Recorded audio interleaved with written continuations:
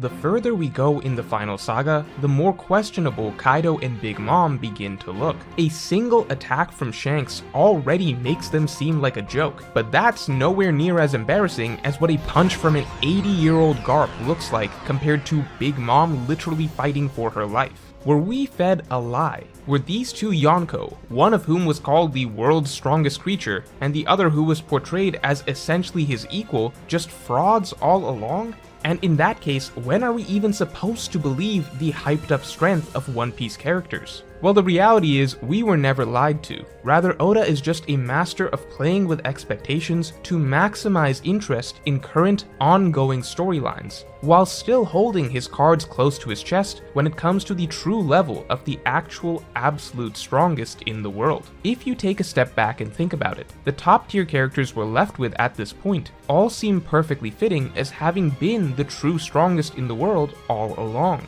The modern day Gold Roger, the father of the protagonist, the primary antagonist, the literal god of the world. Of course, Kaido and Big Mom were never narratively as important as these figures. They were stopgap villains that just needed to sound extremely imposing for a temporary period of time. But in retrospect, it was always made clear to us that reputations aren't everything. Oda has always been saving the strongest, most exciting characters for last, and these true heavyweights aren't going around claiming to be the most powerful. Rather, they are the ones that have been quietly sitting on the sidelines, waiting for their time to come. In One Piece, the more mysterious and hidden a top tier is, the stronger they often turn out to be. So let's take a look at these most mysterious and powerful final figures of the story, and how Oda has played with the title of strongest throughout One Piece, when all along he was saving the best for last. But before we get into it, make sure to subscribe.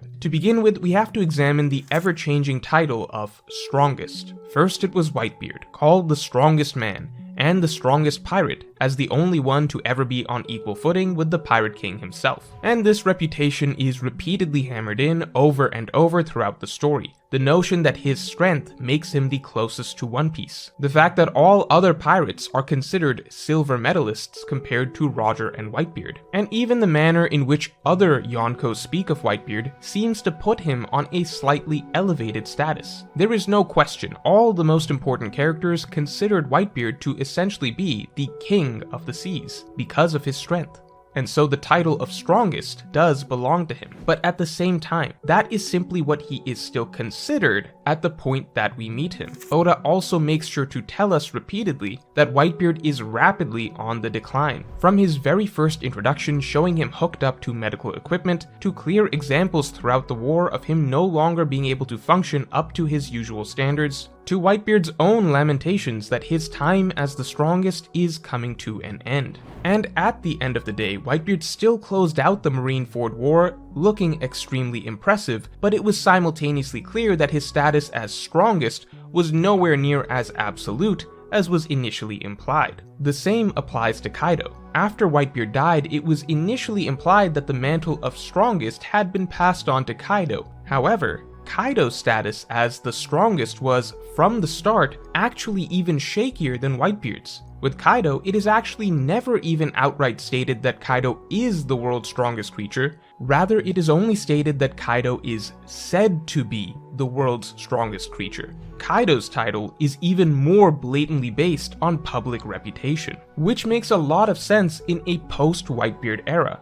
Looking through pirate history, Roger was the one who brought the entire pirate world to heel through sheer strength. Once Whitebeard hit his prime, he was the only one to ever reach Roger's level and become his equal. As such, that's why Doflamingo explains, that's why Roger was considered the king first, and then Whitebeard was considered Roger's natural successor after Roger died. But now that those two are gone, there is now for the first time no clear king of the seas. There is no clear strongest, it is supposed to be absolute open season.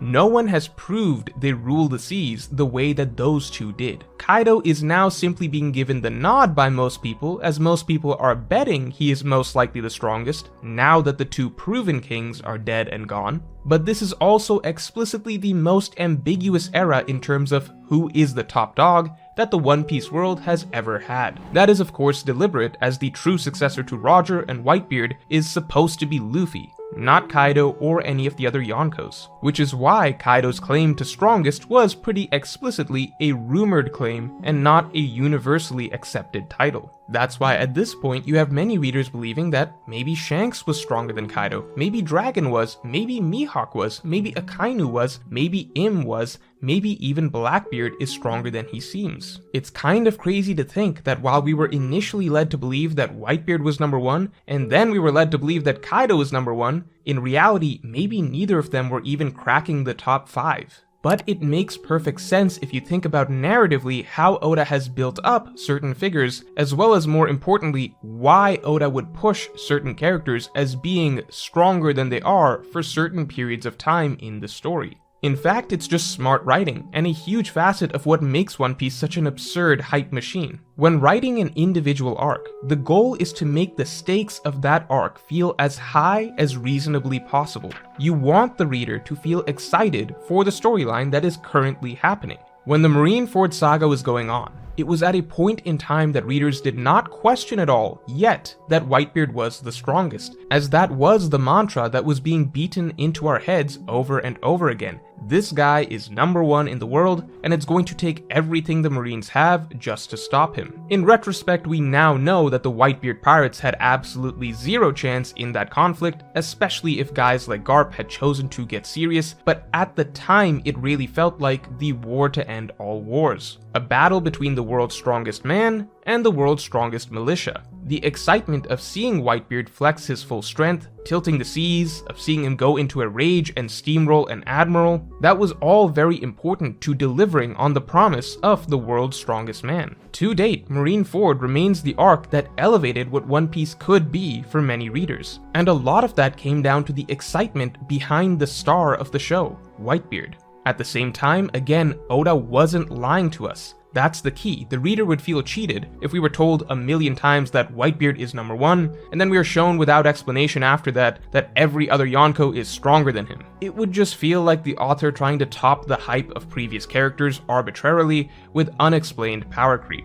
Rather, Oda made it plenty clear over the course of the war that Whitebeard isn't at his full potential. We are seeing a neutered version of him. And in terms of what that means for his status as the supposed strongest, it was open for debate. I don't think anyone felt cheated by the end of Marineford at the idea that Whitebeard maybe wasn't actually the strongest, because we were made to understand why that might be over the course of the fight, and we were simultaneously given a tease that characters being saved for later in the story may in fact be stronger than what we saw from Whitebeard. The same thing applies to Wano and Kaido. Oda played the line between reputation and reality very well to make the Wano conflict feel like it's the highest level battle imaginable, while still actually leaving room for the final war to top it. All this time it's being built up that Kaido's now the pirate with the highest bounty. He's considered by many to be the most formidable pirate on the seas nowadays. It sounds like he's the new strongest after Whitebeard. All of that creates tremendous hype for the reader for the Wano conflict. There's a simple reason that we were more excited to see Luffy go up against Kaido than, say, Big Mom. And that's because it's more exciting to tell us that Luffy's not just going to be fighting a Yonko, he's going to be fighting the strongest Yonko. If Kaido was just one of the 4 emperors, and we had no idea if that might mean, maybe he's 4th on the list or something, it just wouldn't have quite the same level of anticipation. Especially considering the way Kaido started the arc by one-shotting Luffy. All throughout Wano, I remember readers just talking about the upcoming Kaido fight. How would Luffy beat the strongest character? Would it even be possible? It would have to be a huge team effort, right? Otherwise, if Luffy straight up just overpowers the strongest character before the final war, then wouldn't that make Luffy too strong too early? Well, at the end of the day, yeah, teamwork was involved, but 90% of the fight did turn out to be a pure 1v1. It was a far more evenly matched battle than any readers would have expected, which was way more epic than most readers could have asked for or imagined. Luffy versus Kaido just felt that much more grand, thinking that Luffy was, at this point in time, legitimately going toe-to-toe with the strongest pirate in the world. While at the same time, it was still subtly made clear that there was plenty of room for growth, as the ending of the arc makes it fairly obvious that Kaido likely wasn't actually the strongest at the end of the day. Essentially, Oda's emphasis is always going to be on making the current storyline as exciting as possible, by slightly overinflating the strength of the characters involved in the current storyline, playing with reputation. Do you all remember the Whole Cake Island arc, where we heard all these stories about the unbeatable Katakuri who had never lost and never even been knocked to the ground? That's why, during the Whole Cake Island arc, many readers believed Katakuri to be the strongest Yonko first mate out there, period. But now that we have full knowledge, that claim is very doubtful. In fact, it's entirely possible that Katakuri is the weakest of the first mates we've seen so far. But that doesn't really matter. What matters is that during the arc, we needed to feel like the stakes were at their max. So Oda tells us that Katakuri has never even been knocked to his back, that he's never fought someone on Luffy's level. And that can all be entirely true, while at the same time, us now later on understanding that hey, Marco is probably stronger considering the actual feats against top tiers that he has. Ben Beckman is likely stronger considering Shanks' crew has the best reputation, etc, etc. We were never lied to about Katakuri, we were just fed selective information. Again, Oda is always going to play up the characters of the current storyline while keeping very silent about the characters that have yet to be revealed or shown in action.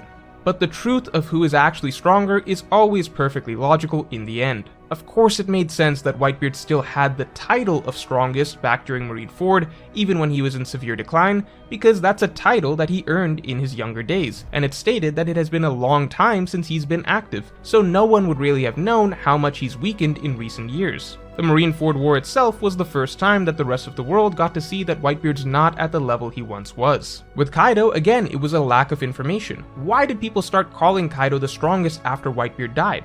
Well, because look at all the other candidates for strongest. They're all extremely reclusive, hidden figures who rarely show their faces or take action. So yeah, no one would know whether or not they're stronger than Kaido. Shanks is outright stated to be a very low-key individual and a very new member to the Yonko. Of course he's not going to have the reputation Kaido does just yet. Dragon is even more reclusive. Nobody knows much about him at all. He works entirely from the shadows. And even Dragon's got nothing on him, whose entire existence is a secret. No one knows about him at all. Then you've got Mihawk. Even he might be stronger than Kaido for all we know, but Mihawk is only ever interested in fighting swordsmen, and it sounds like he hasn't had anyone he considers a worthy opponent since Shanks, so he's not exactly making waves in the world. Blackbeard is of course a huge question mark since he's an up-and-comer. No one would start calling him the strongest till he actually did anything. And he's just been building his strength and picking his battles. You can go down the list of the strongest One Piece characters post Whitebeard's death and understand why Kaido would have been the obvious but naive pick that the broader One Piece public would likely have gone with if they had to guess who the world's strongest is based on the limited information that they had at the time. So when the New World starts, Oda can come out and tell us, hey,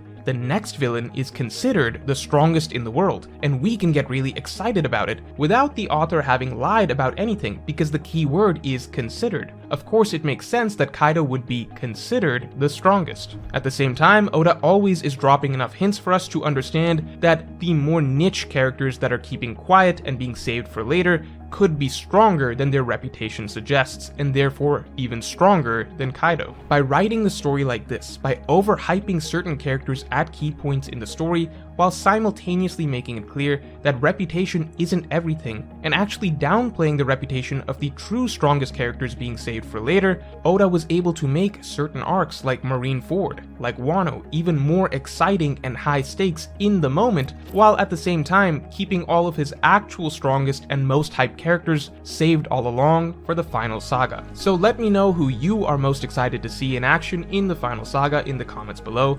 And if you enjoyed this video, then definitely like and subscribe, and you can get my extended, unfiltered thoughts on this and all other topics on my podcast by becoming a member. Just hit the button below.